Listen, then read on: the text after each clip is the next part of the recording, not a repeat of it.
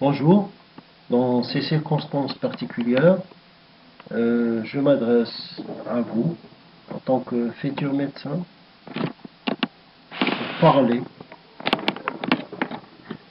du traumatisme vertébro-médulaire, qui est une affection très fréquente, qui va sûrement croiser le chemin d'un médecin.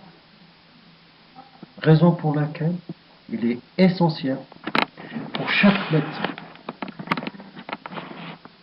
et chaque paramédical de connaître les notions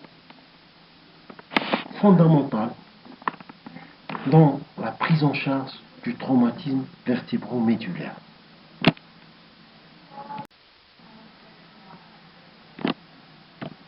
Le traumatisme vertébro-médulaire est un ensemble de manifestations cliniques et paracliniques, surtout radiologiques, qui résultent d'une agression directe ou indirecte du canal vertébro-médulaire. C'est une affection qui est beaucoup étudiée parce qu'elle concerne surtout l'adulte jeune. De nos jours, la prédominance masculine est très légère. On voit de plus en plus de sujets de sexe féminin qui sont autant touchés que les sujets de sexe masculin. Parce que le fait que la vie quotidienne nous met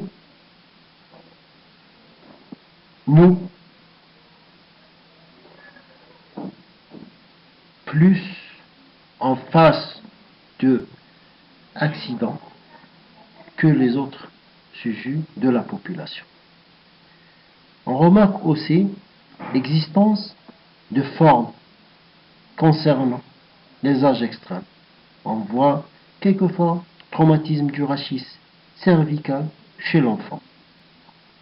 Chez l'âge au-delà de 70 ans, c'est beaucoup plus le rachis lombaire qui est concerné. On commence par un rappel anatomique pour dire que l'ensemble du rachis est formé par 33 vertèbres, unies entre elles par des moyens disco-ligamentaires. Le rachis est scindé en 3 compartiments, cervical, dorsal et lombaire. Le cervical lui-même scindé en 2 parties, cervical supérieur et cervical inférieur. Cervical supérieur correspondant à 2 vertèbres.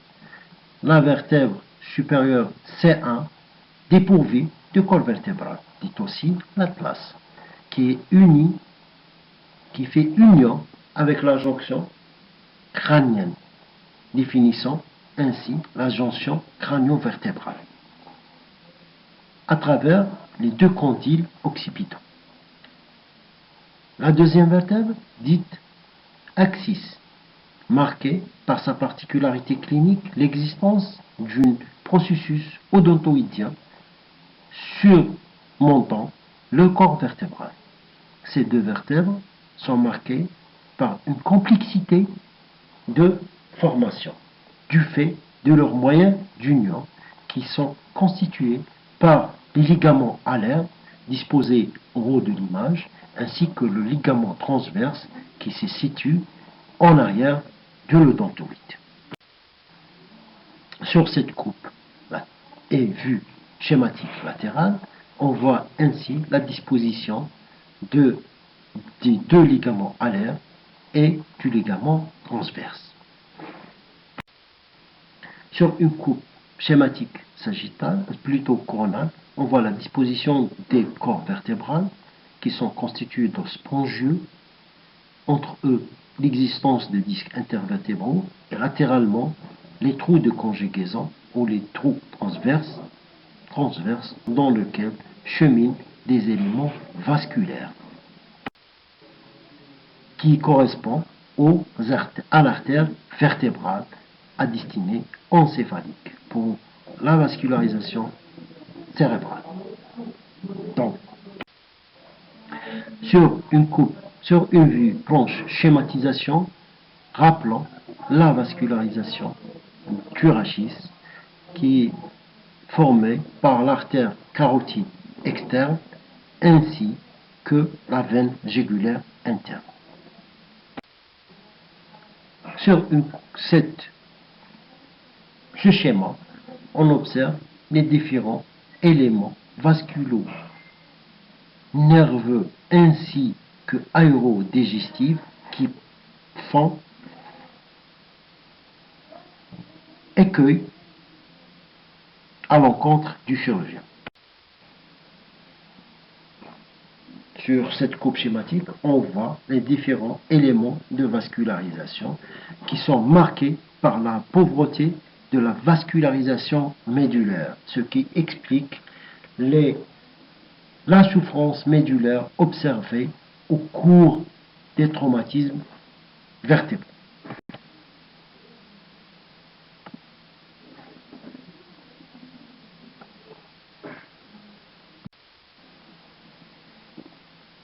Sur cette planche schématisée, on voit la schématisation fine de la moelle pour laquelle on observe que la vascularisation antérieure est moins importante par rapport à la vascularisation postérieure.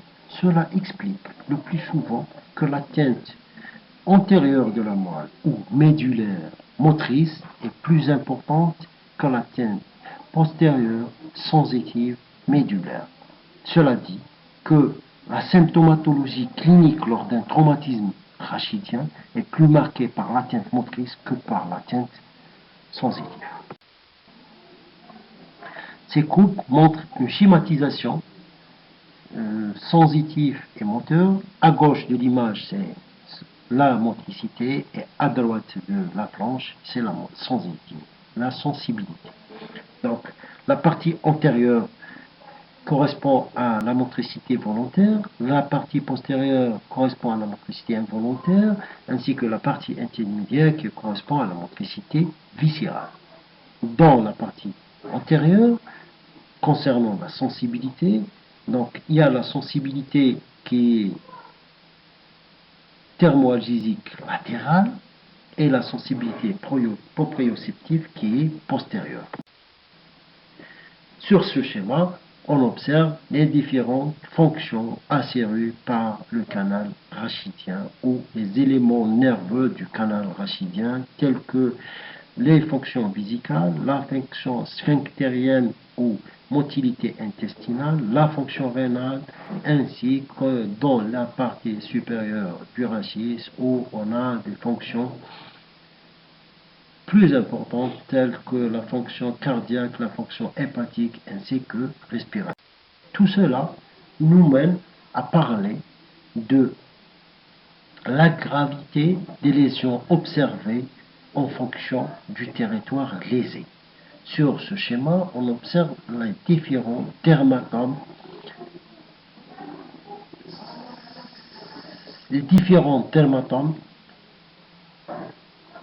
répartis en fonction des territoires nerveux. Sur ces coupes, on observe la fonction motrice qui se traduit par atteinte motrice des muscles concernés en rouge, c'est les racines énervées, plutôt les muscles énervés par les racines sensitives, c'est 4. Le marron foncé, ça correspond aux racines C5 et le marron clair, ça correspond aux racines C6. Toujours dans le même contexte, ce qui est rouge, c'est C4, si marron sombre, c'est C5 et marron clair, c'est C6. Au niveau du membre inférieur, le rouge correspond aux racines L4, le marron vif, le marron foncé correspond aux racines L5 et le marron clair correspond aux racines S1. Donc à chaque niveau lésionnel, on observe une symptomatologie clinique. Donc beaucoup plus lorsqu'il y a des lésions concernant les racines de C1 à C7, C3, il y a plus souvent une tétraplégie une paralysie des muscles nucales, spasticité, ainsi que de la paralysie respiratoire, nécessitant un recours aux ventilations assistées dans les médias.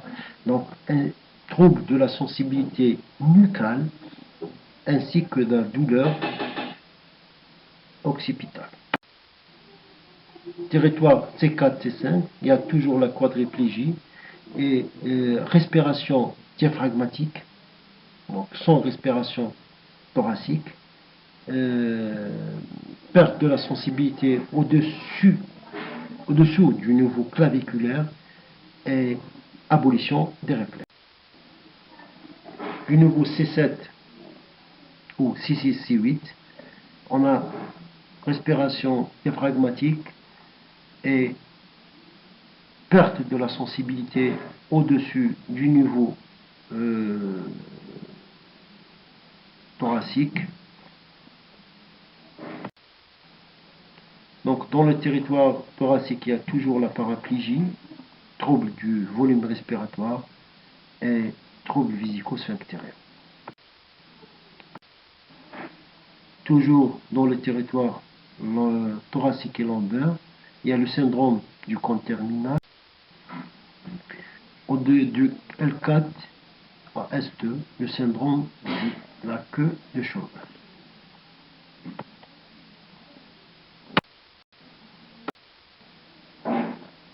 Un schéma qui correspond aux différents dermatomes. Donc sur le plan exploration complémentaire, on a les radiographies standards. C'est l'examen à demander de première intention. Ça comprend au niveau cervical ou bouche ouverte et la radio de la jonction de profil. Sur le rachis cervical bas, il y a les radios de face et de profil et de paroissal. Les clichés dynamiques, elles sont toujours fondamentales afin de étiqueter les lésions associées qui peuvent souvent être révélées par les clichés dynamiques. La région thoracique, c'est les clichés de face et de profil. De même pour la région lombaire, la tomodensitométrie rachidienne, elle a un grand intérêt dans l'exploration et ou même dans la prise en charge thérapeutique. La notion d'instabilité. L'instabilité est définie par une atteinte contiguë de deux colonnes, antérieure plus ou moins moyenne ou moyenne plus ou moins postérieure. Et chaque fois qu'on évoque le diagnostic d'une instabilité rachidienne, on évoque tout de suite le traitement chirurgical. Différents types de fractures. Donc on voit la fracture articulaire de C1, rupture du ligament transverse, ainsi que d'autres. Sur cette coupe, on voit les différents éléments de traction. Donc de l'étrier de Gardner jusqu'à le halo de traction. Sur ces coupes schématiques, on voit les différents éléments ou les différentes étapes par lesquelles est passé le traitement chirurgical de l'abord jusqu'à l'approche endoscopique. Donc de grands pas ont été faits pour gérer ce type de traumatisme plutôt. Donc ces coupes schématiques permet de schématiser un abord supérieur, cervical supérieur. Cela pour le rachis cervical inférieur approche pas. Le rachis cervical toujours par l'extérieur. Le lessage postérieur. L'approche antérolatérale pour le rachis latéral et des coupes schématiques ainsi que une radiographie d'ostéocyte. Cela c'est une approche postérieure. Approche postérieure et une simulation de fixation par tige, par approche postérieure. L'apport transthoracique, ça reste toujours grande difficulté vu les différents rapports ou écueils vasculaires et nerveux situés dans le médiastin. Approche thoracique, et en dernier, l'approche endoscopique. Et je vous remercie.